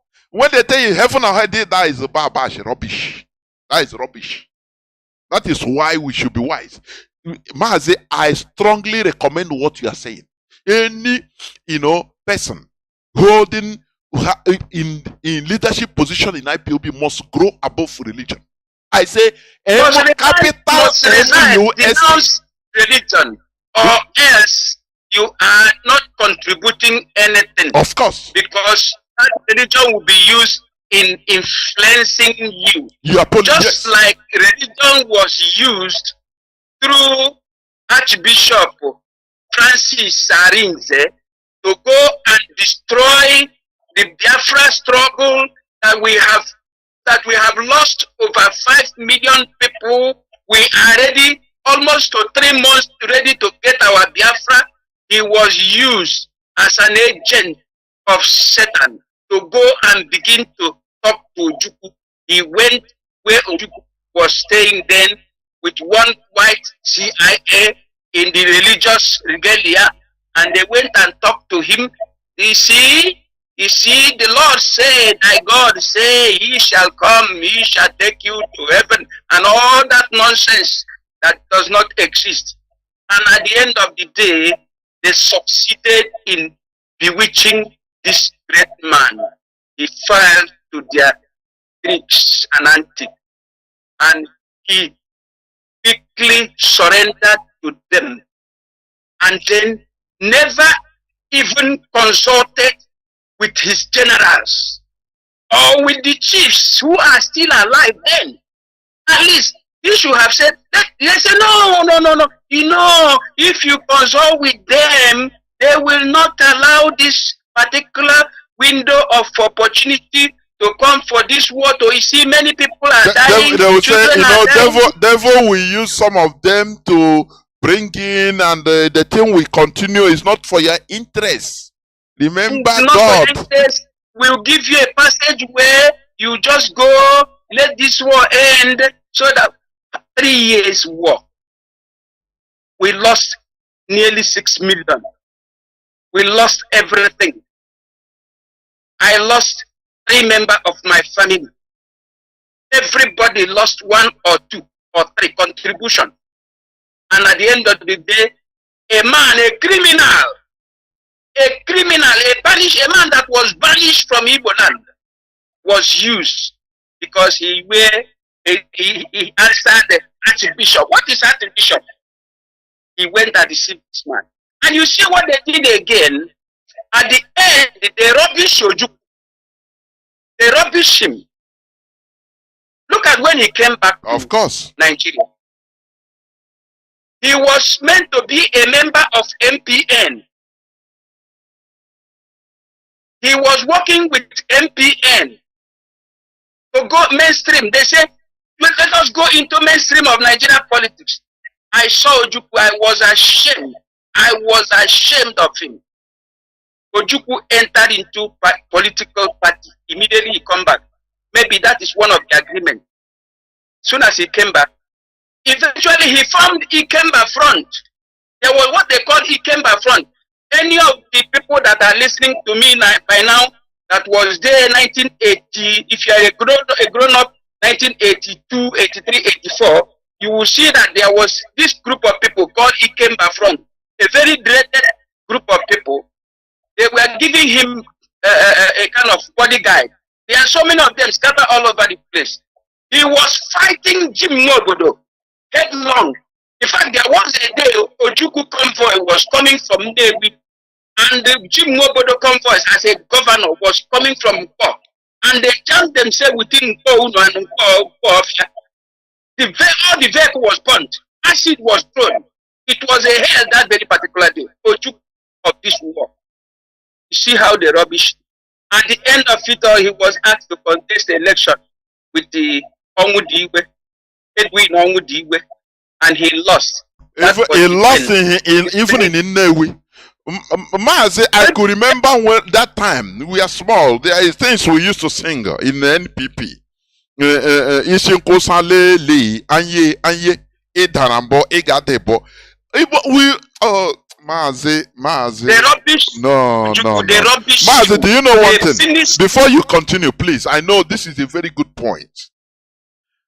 If we can do something, you see the advice of Igbo politicians. Their advice is acid. At the surface, you'll be seeing it as good advice, but they don't mean any well for anybody. If you can avoid Igbo politicians' advice. Now, when a case here, man, this IPOB now, her name is in like this. Many are like this. Run. More joke how they want you to fail. That is what they did to our eternal leader. I'm telling you honestly. Mazi, go on. Now, when they finish with Ojukwu become nobody any longer. He become nobody. He lost all his glory. The only thing many people never know was or is how did that war end? Even Mazi, the honest leader, the man I will always stand behind him, come rain, come shine, because I know this is the man that will give us that freedom. Mazi Nnamdi Kanu. He dedicated himself for this struggle. He knows that Igbo people are a terrible set of people. But still, God loves them. If God didn't love us, He could allow us to be destroyed by the advice of the Britain or by the advice of the, what you call, Usman Kasina. But God so much loved us. Elohim loved us. And He didn't want us to. And so, they rubbish this particular man and throw him to dustbin. But nothing. At the end, he went and married. Bianca. You remember that when they rig the election against Chimobodo, it was Kanu stroke Kanu, Enugu stroke Enugu. Sisiono was in MPN and Chimobodo was in NPP. But Anthony Odia, who is the returning officer, Anthony Odia, the returning officer, falsified the entire result against Chimobodo. Chimobodo was, because he controlled Anambra Broadcasting Service then. So he was in every polling booth announcing the result. But Anthony Odia was doing another thing. At the end of the day, they compiled the result. He went and announced another result and declared Sisiono the winner. The battle started. Chimobodo went to appeal court, he fell. Went to this court, the tribunal fell. Went to Supreme Court and fell. And he found over his dead body with Sisiono occupied government house Enugu. Government house Enugu then.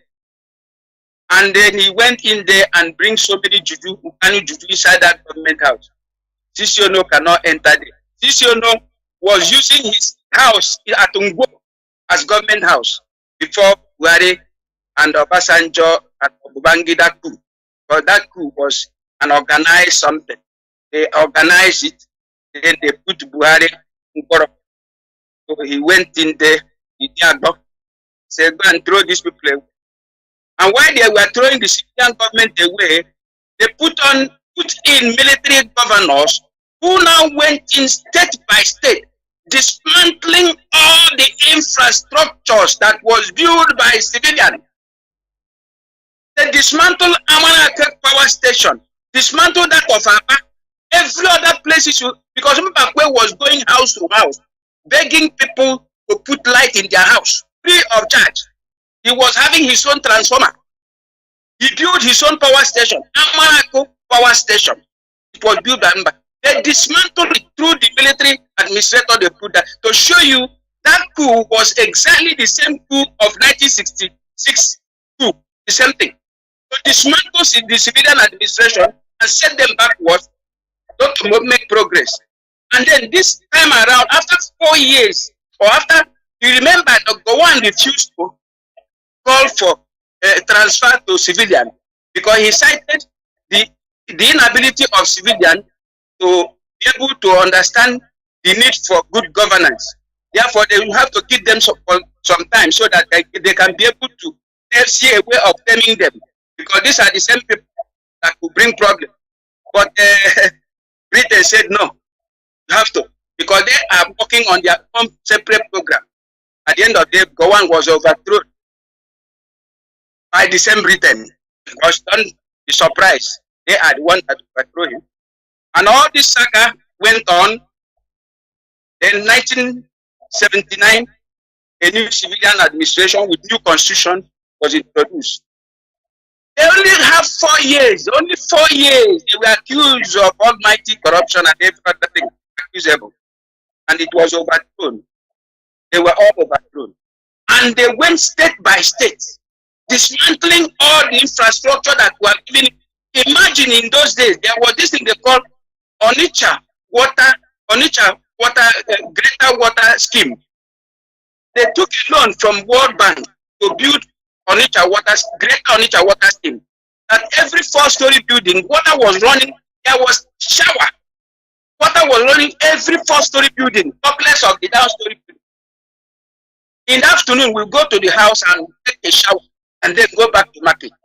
As of that time, they dismantle everything. They dismantle everything. So you can see, they don't want us to. After they dismantle it, people begin to think of how to leave the country. That is how leaving the country started. They don't want the people. They wanted to, in fact, they have succeeded in a very high way to displace the most intelligent people we have there. They are all abroad now. So they are now trying to pick up the little ones around them.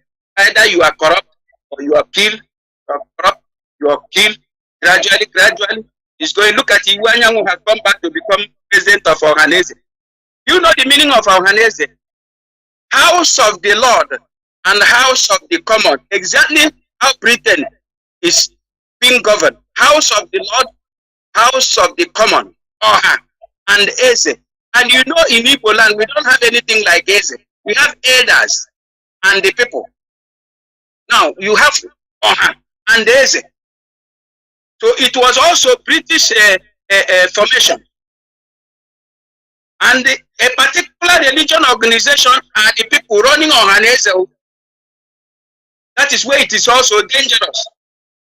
Catholic Church is the people running Oha and Eze. Let me not just say a particular religion. No. Because they are working hand in hand. Can you imagine a Nigeria is British colony, and then Catholic Church from Rome, where Britain run away from this same church and go and form the Anglican Church in England, and they have Justin Wilber as the head of the Anglican Church, and you have Pope as the head of Catholic Church. But yet, Catholic Church is taking dominion in Nigeria.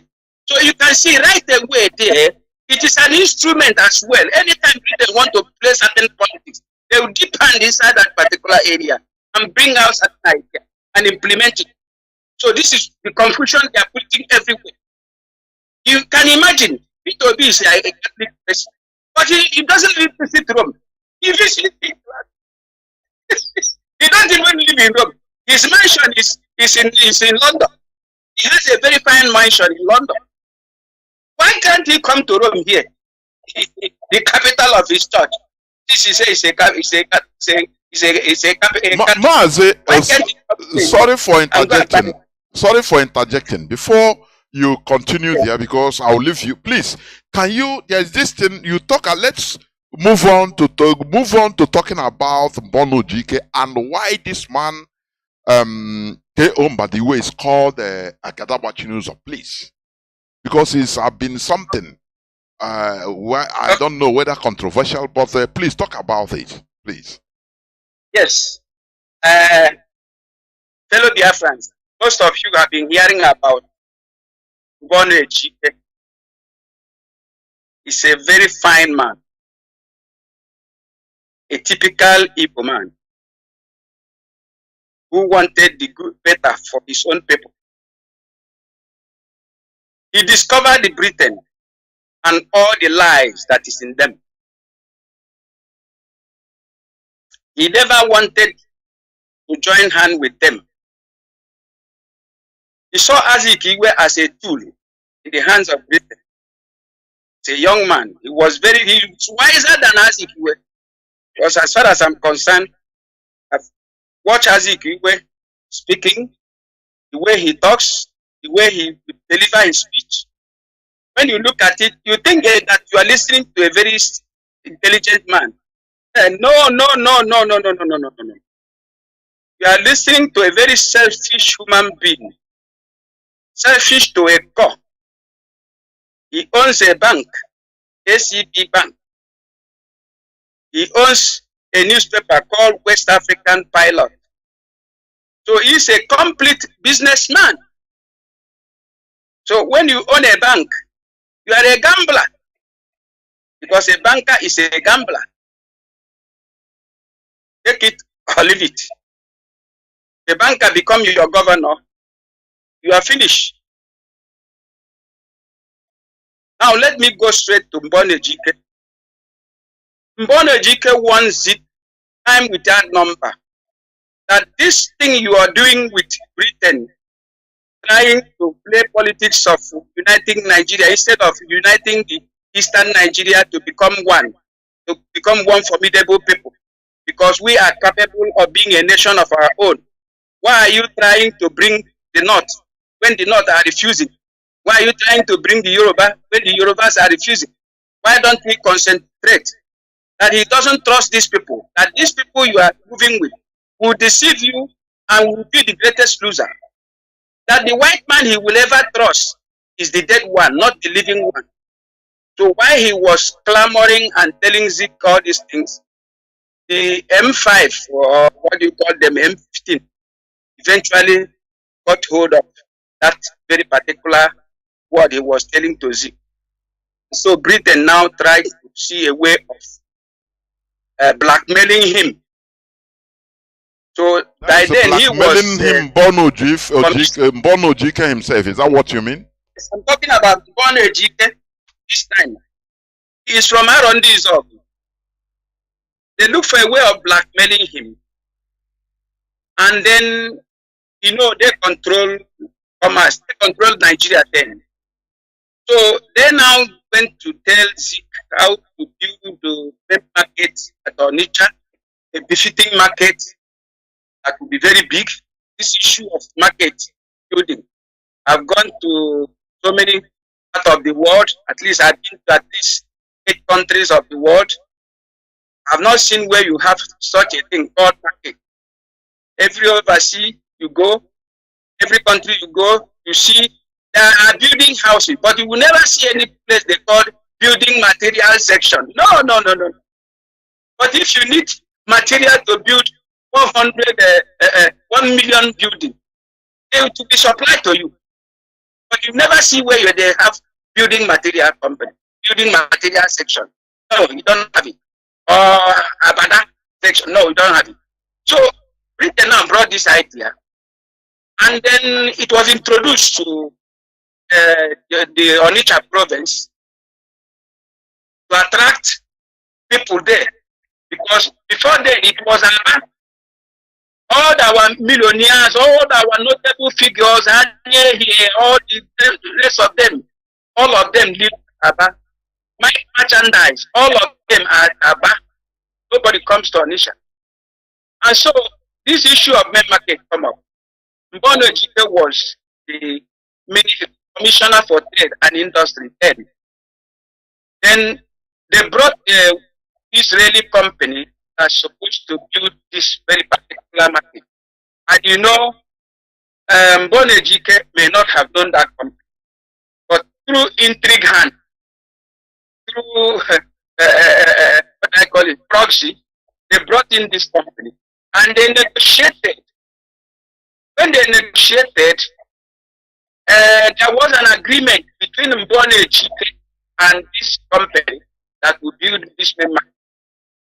And then they say, okay, in every £1, we give you only 3 pence. He accepted to take 3 pence out of every Mazi, I believe all these because things Britain masterminded in order to blackmail him also. Yes. So he accepted, but it is a secret agreement between him and this company. You never know that Britain is aware of all the discussion going on. So while this thing was on, the man market was being built and everything was happening, there was this newspaper write-up, whistleblowers, same Britain. He was accused of taking bribe from the company that is building this market. And then it was an embarrassment. You know, they accuse him. They accuse who? Look at that man. They accuse who? That they accusing you. Look at him. Why don't you use opportunity to deal with that? Mazi, can you hear me? They are accusing whom? Bono Jike, is that right? Bono Jike of taking bribe. A kind of percentage, 3 pence. I'm telling you, 3 pence. If there is any air that is living again, I don't know. This story, I am telling you from the horse's mouth. You understand me? I know a lot of things. God bless me. In fact, the information I have, for me, each time I remember them, I always happy for myself and happy that God keep me alive to remember. And today I'm saying this thing for those of you who never know what really trespassed, how we lost that brilliant man. Now listen again. There was this blackmailing going on. Newspaper was carrying a West African pilot. Every newspaper, the morning, they were carrying this news that Mbone Ejike took. And you know that time for you to take a bribe, it's an unforgivable sin. And so he was asked to resign as minister, as commissioner of works and commissioner of industry and works. He somehow not wanting to resign, believing that maybe his colleague, they will protect him. Because his colleague have seen that if this thing continues, they will rubbish him. And he's a man they love so much. He's a brilliant young man. Now, why this thing was dragged on and dragging on, they said, okay, if you say you did not take this money, then you have to swear. Stick knowing fully well that Mbono Jike take this money, but out of a little, I don't know exactly what really happened. Mbono Jike decided to swear, thinking that he was made to swear Bible law in our traditional way. Mazi, you are listening? Yes. I say he was made to swear. How? In Bible law through our tradition or anything? I am coming. They now went to Calabar and brought in Ekpo Itiaba, one of the greatest deities they have there. Shrine. They brought it to him. If you say you did not take this 3 pence, swear to Ekpo Itiaba. Reluctantly, Mazi Mbono swear to Ekpo Itiaba. And this is history. He died. Didn't waste time. He died. Sick and died. Mazi, Mazi, please, can you pause here a bit, Mazi, please. Okay. Come here so that you continue. Okay. So that time, as a politician, he was made to swear in our own traditional way. It is not going to court. They did not take him to court and say, okay, sue him to court so that he will go there and hire lawyers to defend himself, right? Yeah. And he died because the shrine is highly effective. Mazi, yes. Can we bring it today? Can we ever, for example, today, in today's politics, Igbo politician as Hope Uzodinma, for example, I'm giving an example. Now you tell him no. If you know that you really won an election, come and swear you bring maybe that the same Ekpo Itiaba. Don't you think that people will say, no, I'm a Christian. I don't swear. Do you see why we say when Biafra come, we might decide we will run Biafra in our unique way.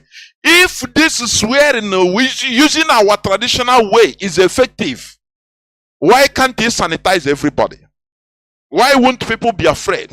If politicians are swearing with all these our shrines today, automatically no person will take any single fathom that belongs to the public. Because people will be afraid. But today everything is ayasago. And church, Islam. Bring Bible, swear it and put and even on the swear and nothing will happen to him. Because it is not our way. It is not our tradition. But Jerry Rollins said it before he died one time. I listened to him. He said why politicians are corrupt in Africa, in Black Africa, is because we left our own way and start following other people's system. Bring people, don't go to court, bring the court, you go say, okay, bring the shrine and say, swear that you didn't do this, that you didn't steal no fund. Nobody, people will stop, stealing. Mazi, what people now check, oh, this is what we are preaching. So that people, if it is today, people will say, no, it's demonic. Things that are effective in our land that have the ability to make us sanitize things, make us go better, grow, advance as human, as people, they demonize it. No, I cannot swear it's demonic. It's worshiping Satan. Mazi, please go on, please. Those bishops that went to congratulate Hope Uzodinma will ask Hope not to swear with Ekpo Itiaba because they know he will die. And if he dies, there will be no governor of Catholic person that will be in government house, so that the people land will be given to them free of charge, so that they go and be building their cathedral and their school and everything, because that is for them.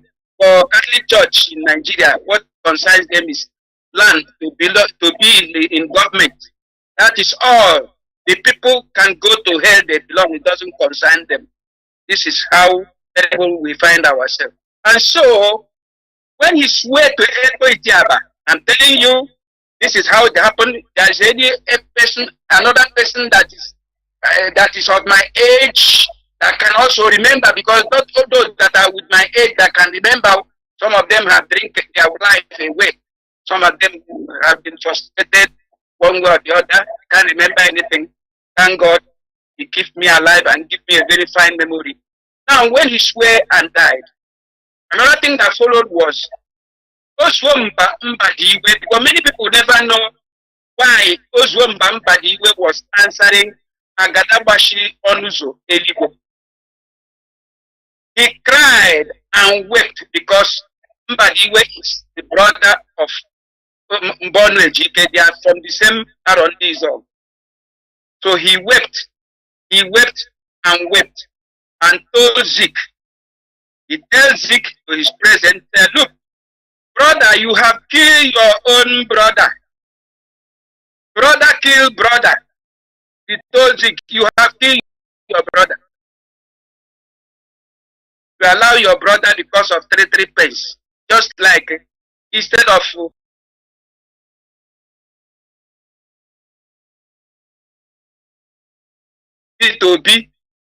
to allow his brothers to have that certain 10 million. Why don't he reduce it to 5 million? Dash it to them, and then gradually you let them go their way. You decided to kill all of them. You say, Obasanjo, give me military. Give me military. Obasanjo told you, if I bring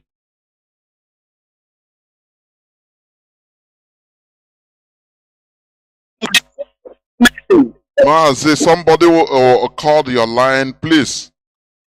Don't mind the fellow. I've just cut him off. Go on, please. You say, Obasanjo, bring military. Go on. That is where you stopped. Still calling. That is it. He's still calling you. Don't mind the fellow. Don't mind the fellow. I have even asked somebody to avoid this person should not be calling me again, because what he's demanding from me is what I cannot give to him. You understand me? He's looking for contract, and I told him I cannot give him the contract. So he's just trying to disturb my peace this night. Now let me continue. Hello. Go on. The whole world is hearing you. Go on. Okay.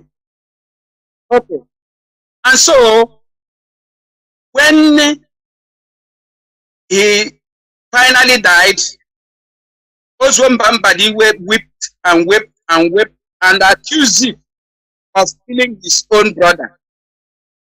So, and he promised Zik that as long as Mbadiwe lives in this life, he will never smell the presidency of Nigeria, not by anywhere. That he will make sure, since what he is doing is to please the Britain and kill his own brother, a brilliant young man, and making him to go and swear when he knows truly that he took this money. After all, you yourself ate the money of SCB Bank. You stole money there, and Britain decided to investigate the SCB Bank. Sir Louis Ojukwu went and bring 500,000 pounds then and pay it inside SCB Bank in an overnight. Sir Louis Ojukwu brought in 500,000 pounds and pay it inside SCB.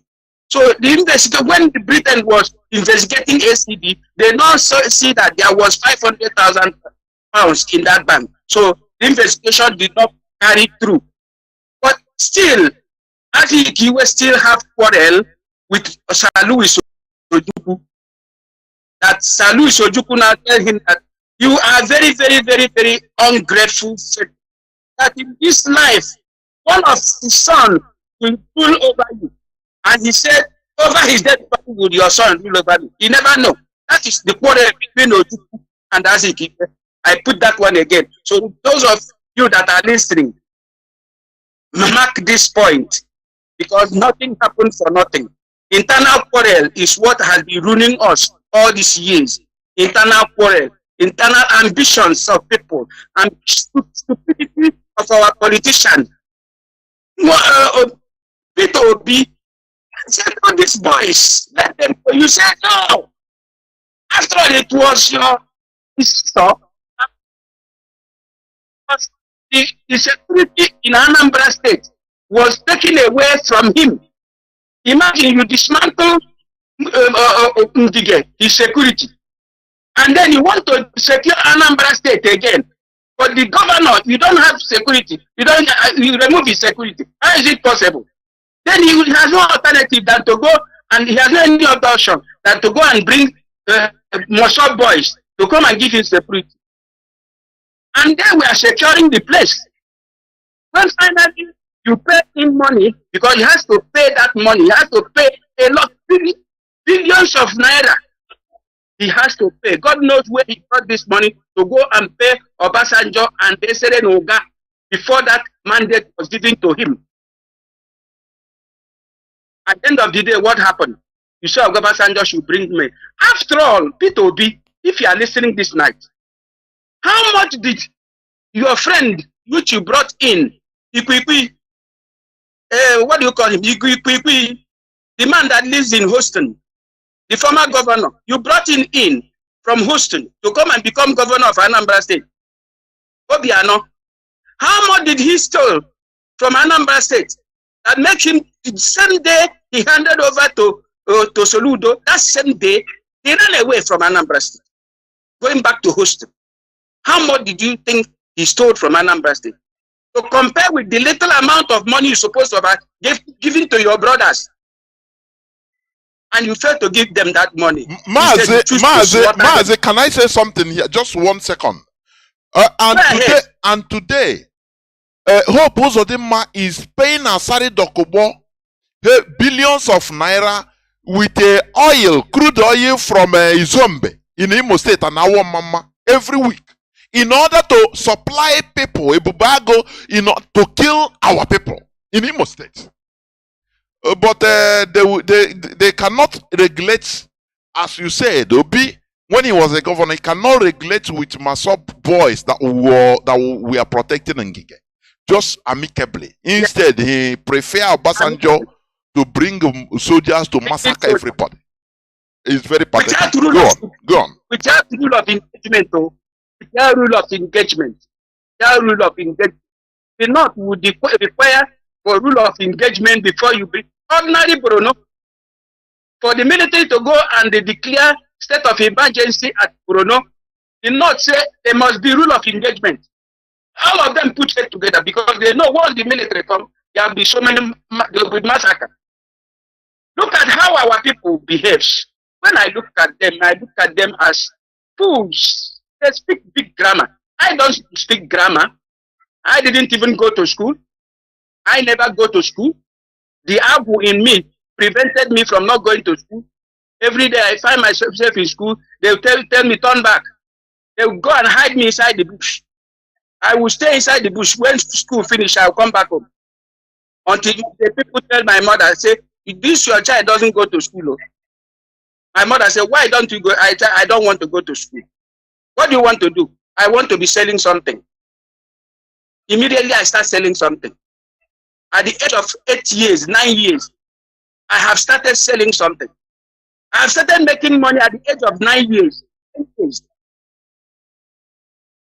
These men speak big grammar, but they are empty-headed people. They don't know anything about politics.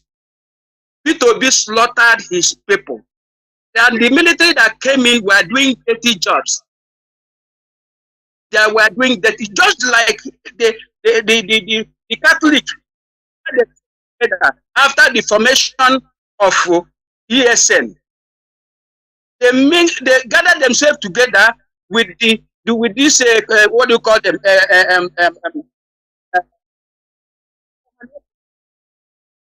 because they know their role, how they have not been protecting our people. They say we have to form something. It was the handwork of Catholic and governors that forms Ebubagu to protect themselves from what they think that will be a kind of echo to defend them from maybe the ESN one way used to attack them and all that. When they formed this Ebubagu, they wanted the Ebubagu to take charge of entire Southeast. That is why what the Ebubagu is doing today with the military, the Catholic have not said anything against it because they are part and parcel of it. They are part and parcel of it. They burn houses. And what is happening? The Nigerian military will lay ambush, do something dirty against one governor. To get the governor say, look, oh, they want to kill you. Boom! The whole village will be burnt off. Imagine that same day the consul was killed. That same day, the house of Hope Uzodimma was burned. Go and look at that video. Somebody was videoing that house. Look at those men. They are all Nigerian military. Check those men that were shooting gun inside Uzodimma house. They were going to inflict wound on Hope Uzodimma and then make Hope Uzodimma to rise against this ESN that time. So this is how the game is working for them. The other time you hear that Hope Uzodimma was attacked at Ngokpala area. And the next thing you hear that the houses in that Ngokpala was done by Ebubagu, and this is how they do this thing. They may lay ambush and shoot at Hope Uzodimma. The same people that are guiding him. That is why all these our leaders are in trouble because they don't know what they have invited to themselves. They are that very serpent they have read in their house is the same serpent that will fight all of them. They are all evil men. They are killing themselves. They are killing, and they think they are safe. Can you imagine everybody telling us about insecurity in the Southeast? Who brought the insecurity? When you were scheming to remove and to put a man who never contested election. I know Hope Uzodimma didn't contest election in Imo State because Adam Oshomole went to Imo State to resolve the problem between Rochas Okorocha and the Hope Uzodimma, and the problem could not be resolved amicably. They now decided that APC doesn't have candidates in Imo State. They left. So the game was between and Rochas Okorocha with two parties formed, with other political parties. Somewhere, somehow, it did not go well with them because the people who felt that they have everything has to be under their control as far as Igbo land is concerned is Catholic Church. I'm just saying this thing. These are the people who are making our lives miserable. Go to towns and villages, they are buying lands. What are you going to do with this land you are buying? You tell people they are going to heaven. You baptize them and do all these things. And you are buying people land. So there is a problem in our land. And this problem is you know that the rendition of our leader was done by Catholic Church in the eastern Nigeria. Catholic leadership. Mazi, can you also go on? Don't forget to reverse to the Mbono GK issue with Agadabachiru's Eligwe. Now, Agadabachiru's Eligwe, let me move on that side because I have to mention this area because we need to understand who are causing this problem in the southeast. Nigeria was not colonized by Rome. It was colonized by Britain. Why are they doing this thing in our land? You cannot marry a Catholic woman. You cannot do this. What is happening? Now let me go back to Mazi Mbonyo Jike. Agada Bashironu Zweligwe, who is Ezumbambadiwe, told Azikiwe that as long as he lives, he will never be president of Nigeria. That he has blocked that road to heaven. If to be president of Nigeria is heaven, he has blocked that road. That is what it means. Agada Bashironu Zweligwe. He has blocked road for Azikiwe to enter heaven or presidency of Nigeria. That is why during the time NPC and NCNC, this man, Mbadiwe, was in NPC. He was not with NCNC. You understand what is going on? During the time of MPN and MPP, Mbadiwe was in MPN. He was not with NPP. He was on the opposite side. He was fighting Zik. He told him, as long as he lives, Ibulu one day, Ijaburo Mwagina presidency. And that goes on and goes on. And two of them died, but Zik died miserably. You know why? He died miserably. His son continuously living, because every other 5-star hotel, they have suite. But the best of suite he chose to live is at Ikoyi Hotel. Ikoyi Hotel. I've been in that hotel twice when I was visiting Belgium Embassy some years back, because Belgium Embassy is around the Ikoyi area. So each time I go there, I go and sleep in one of that big hotel there. So in the night, I'll be moving with some of my friends that lives in America. They will tell me, look at where the son of Chuku Mazi, where this is where he's living, that blue cottage, the Ikoyi Hotel. He was living there for so many years. You know, that man never married. He doesn't have grandson. Azikiwe doesn't have grandson. That man died without a woman. That man died wretched. Azikiwe died wretched. He never smelled presidency of Nigeria. His son never excelled to any position in life. See what happened? Very terrible.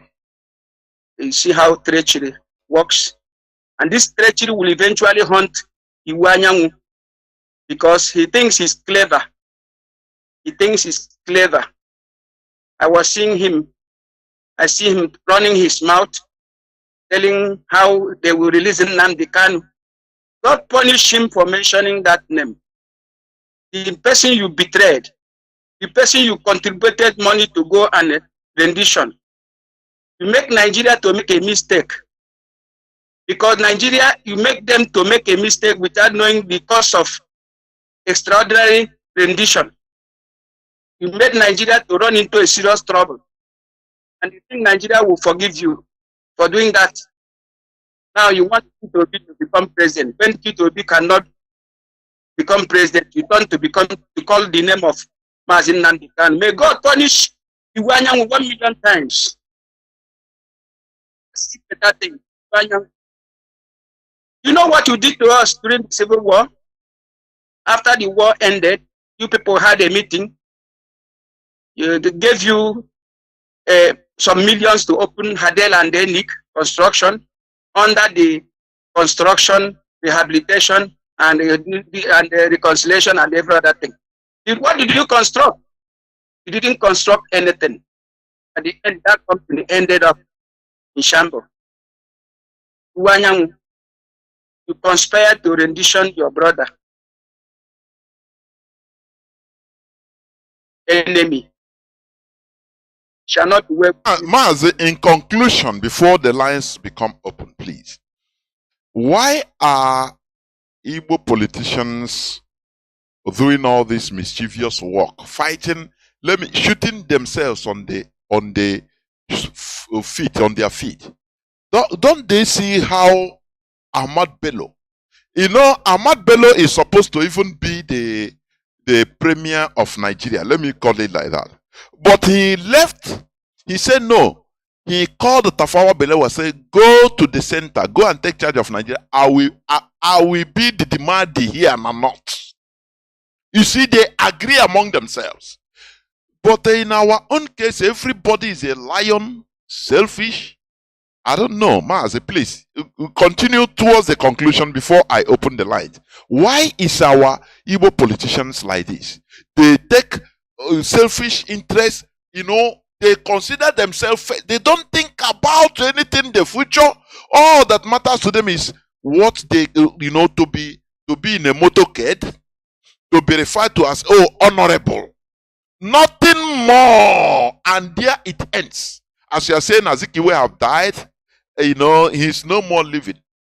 But the legacy, the very evil legacy he led is what we are suffering today. Mazi, please go on towards conclusion. What do you think about the Igbo politicians? Let me ask you again about it. How are they behaving like this? Now, listen, Mazi. We don't have politicians in Igbo land to start with. One, Igbo politicians have, name them. Apart from our great government ever have land for the Mbappe, Onona and Mbappe.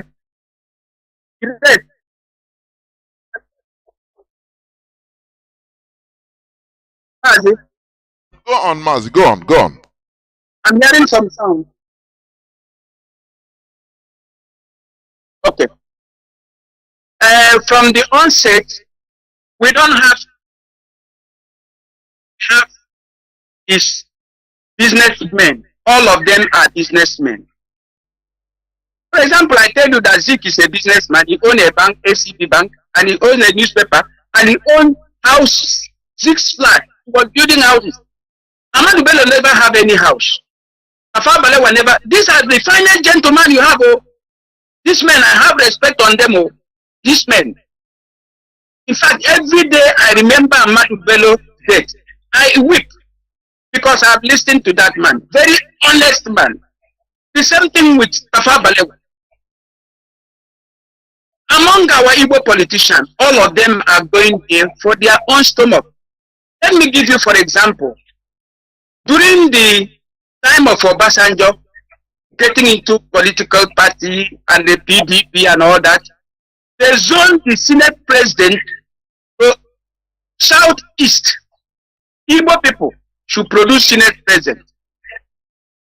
Before Obasanjo could get out 8 years, Igbo have 5 Senate presidents.